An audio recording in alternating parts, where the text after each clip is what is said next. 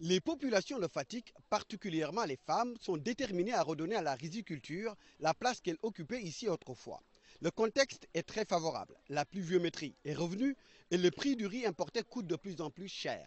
Mais pour faire pousser ici du riz, il faudra lutter contre la salinisation des terres. Pour cela, il faudra reconstituer la mangrove et ériger des digues et des diguettes pour retenir les eaux de pluie et stopper l'incursion de la langue salée. Les premières expériences remontent déjà à une cinquantaine d'années.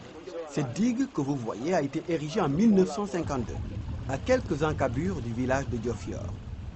Elle permet de capter une quantité impressionnante d'eau qui peut alimenter une multitude de rizières aux abords d'une vallée qui s'étend sur plus de 30 km.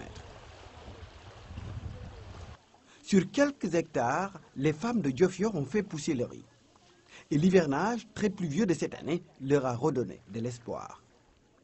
Il y avait la dégradation des terres salées qui nous avait poussé à ne plus avoir du riz. Maintenant qu'il y a les pluies, vous avez vu l'eau, comment ça était en train de couler. Maintenant, cette eau-là, il y a un barrage. Arrivé à ce barrage, l'eau ne part plus. Ça pourra permettre aussi que notre culture en riz pourra être bonne. À Djilor, grâce à une contribution du Fonds pour l'environnement mondial, les femmes ont réalisé une digue qui s'étend sur une longueur de 1400 mètres.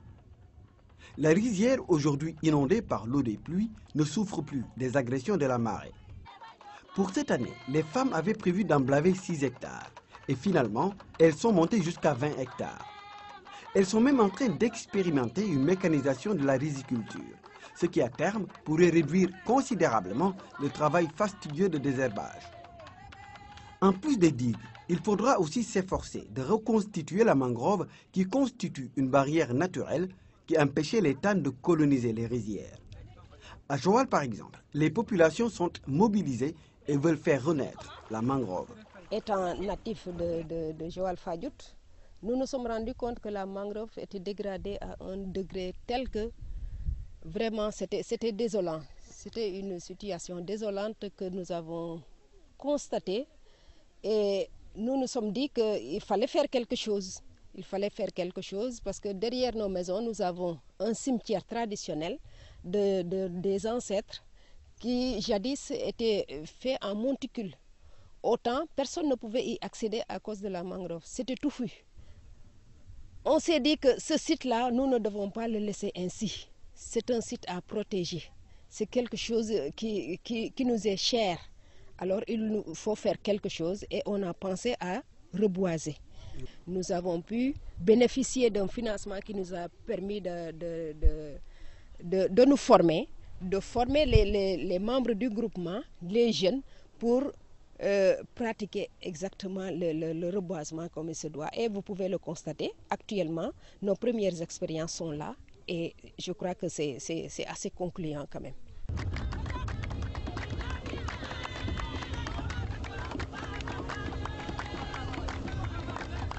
Les 3000 habitants du village de Simal sont tout aussi mobilisés. Hommes et femmes, jeunes et vieux, chacun met la main dans la vase pour planter les propagules, fruits de la mangrove. Ces propagules sont ramassées dans les ballons à des heures de pirogue d'ici. Un investissement humain qui se déroule toujours dans une ambiance de fête.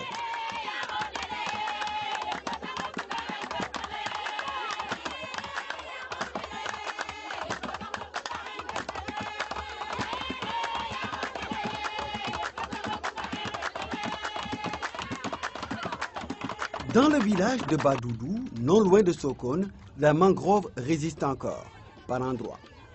Mais pour éviter sa disparition progressive, elle est protégée et renforcée. Renforcée par le reboisement. Toutes les deux espèces de mangroves sont plantées. Pour l'espèce Avicennia, cependant, il faut créer des pépinières, comme ici sur l'île de Falia.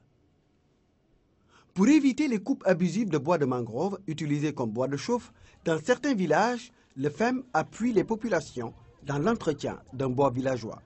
C'est le cas à Faïl. Plusieurs projets sont aujourd'hui encadrés par le FEM dans le delta du Saloum.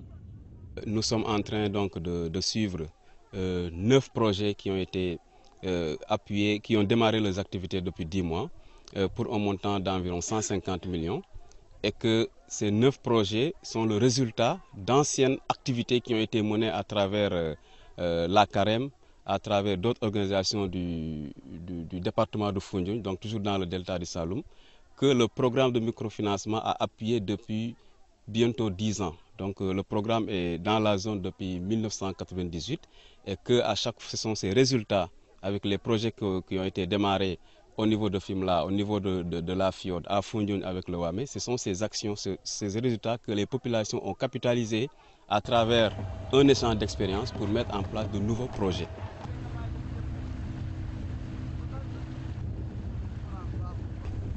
Pour éviter également une forte mortalité de la mangrove causée par la coupe des racines occasionnée par la récolte des huîtres, une nouvelle technique d'élevage d'huîtres a été introduite.